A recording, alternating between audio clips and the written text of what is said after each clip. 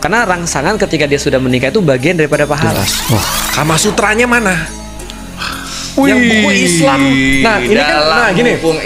Gua kan cuma bagian yang bertanya. Ini kan udah halal semua nih untuk membicarakan nih ya. Kama Sutranya Islam boleh nggak sih di ruang publik itu? Tapi bukan emang ada ya? Karena disitulah saya mengenal yang namanya zima, yang gitu-gitu tuh ada. Tahu lagi lu ngomongin apa? Ada beberapa kitab. Memang kitab itu bisa dibekali pada orang-orang yang baru mau nikah. Nah, untuk mereka mempelajari seperti apa adabnya terhadap perempuan. Sebenarnya sih adab terhadap perempuan dan adab perempuan terhadap laki-laki. Yang spesifik berhubungan? Nah, ada juga. Atau ada? Jadi Ya pasti ada sih. Jadi di dalam Al-Quran aku udah jelasin kan, kenapa Allah tuh di dalam Al-Quran ketika Ramadan itu kalau Allah katakan Allah memperbolehkan kalian untuk berhubungan di waktu di malam hari, karena Allah tahu kalian gak akan kuat.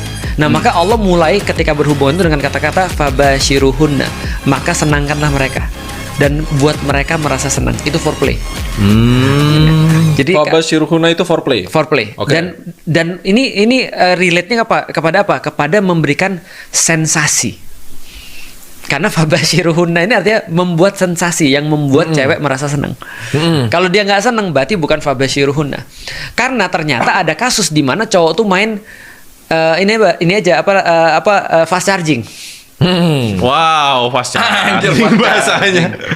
Wow. Ya memang ada kondisi itu.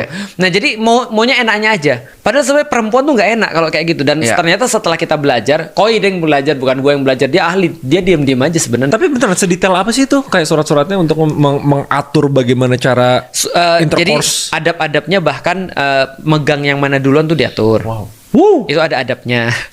Ya, misalnya Medi misalnya, dia mau mengeluarkan di luar itu diatur di dalam Islam. Aneh banget. Aturannya apa? Boleh. Boleh. Tapi kan ada kayak ini nggak, kayak misalnya malam-malam tertentu, terus ada kayak untuk punya anak ada kayak harus apa gitu, sampai kayak gitu nggak, pembuahan gitu kan? Ada.